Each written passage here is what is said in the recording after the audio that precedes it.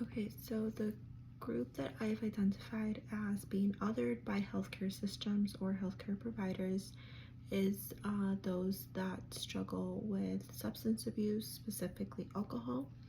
One bias that I can identify that I hold about this group is that they do not want to get better, which is not true for everyone.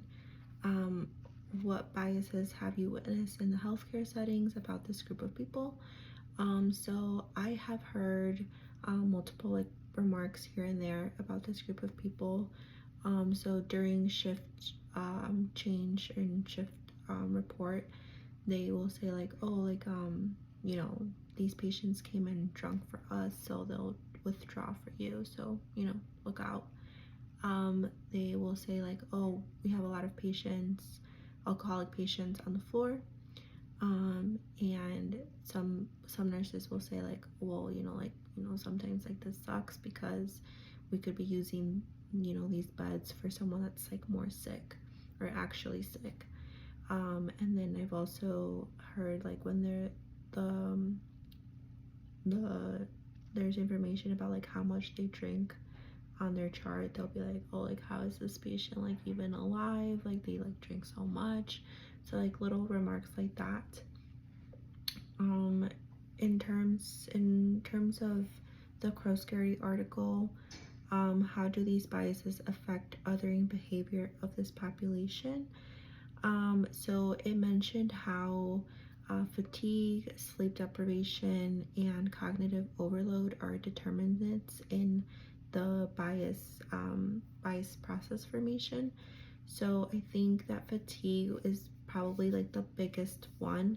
I think that when you see patients in the same situation like multiple times, you kind of begin creating those biases um, on your own just because of how often you see them. And I feel like that kind of plays in a little bit of like fatigue. It's like, oh, like here we go again, like another patient, like kind of like that. Sleep deprivation, obviously, if you're in a hospital that's like understaffed, you might not you might not have time to pay attention to a patient that is in this group, or you might not want to. So I think that that also affects like the biases.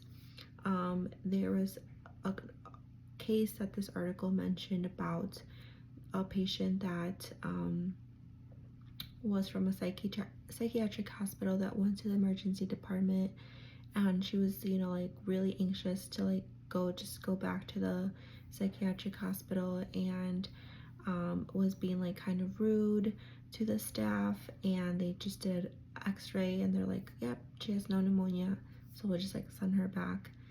And she ended up like going into cardiac arrest outside the hospital. And so the article was saying how the patient's demeanor towards the staff may have endangered some negative antipathy, which may have further compromised decision making, which can be very true for this group of people.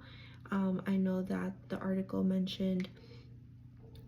another article mentioned how sometimes it is hard to educate and agree with some patients due to behavioral situations such as withdrawing from drugs or alcohol. Their personality changes constantly and they don't like to follow advice on specific situations. So I think that that also contributes to the biases that can affect the behavior for this population. Um, do people in this group experience equal care to people who are not in this group?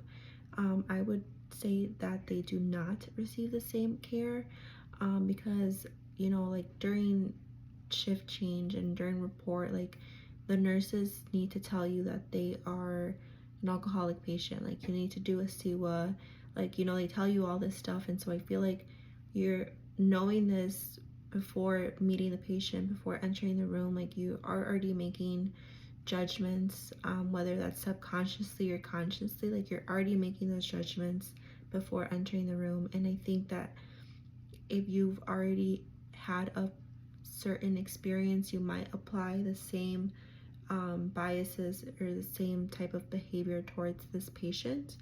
And so I think that that changes the way that you treat the patient in terms of patient education and the care overall. Like, you might not want to go into that room as often. Like, you might just go in there and out to like get what needs to be done, and that's it.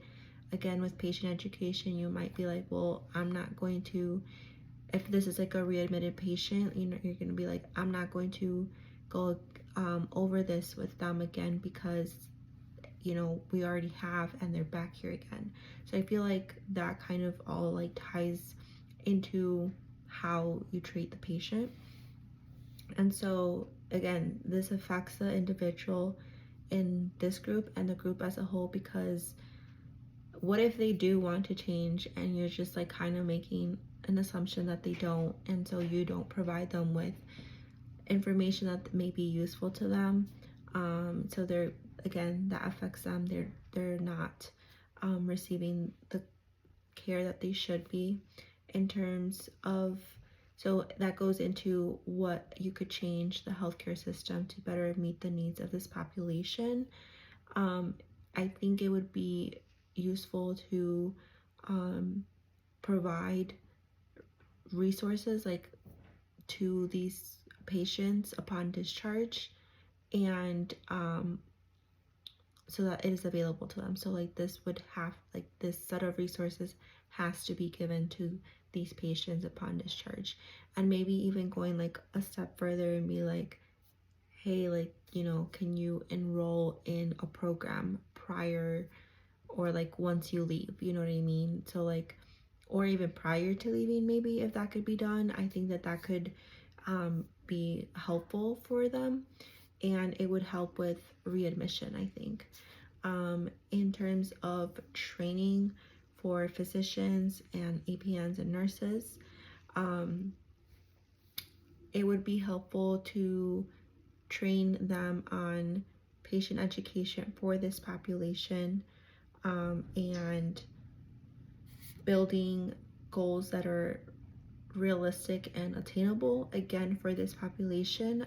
There was, in another article, there was a healthcare professional that mentioned how when these patients with substance abuse or mental health disorder, you know, that limits their understanding of the situation, and that's when you have to be a lot more patient and really simplify your expectations and slowly build up to a grander goal.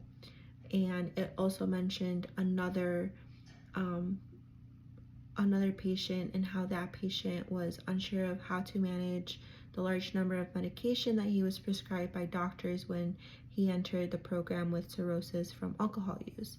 So I think that combining those together, and training physicians and nurses and other healthcare professionals about adjusting vocabulary and teaching the patient in a way that they will understand using latent terms, and that they can teach it back to you so that you can confirm that they understand, would be good. Providing hands-on assistance with medication management, you know, like there a lot of times there could be other you know, complications or other health conditions that they can have, like being hypertensive, or, you know, I don't know, diabetes, they could even probably have. So just addressing other health conditions that they have and helping them with those medications as well as, you know, again, like I said, making their expectations to the patient's abilities. You just don't know what they can do, what they can't do. So making these goals realistic and obtainable, I think, would be a little bit more motivational for them. So, yeah.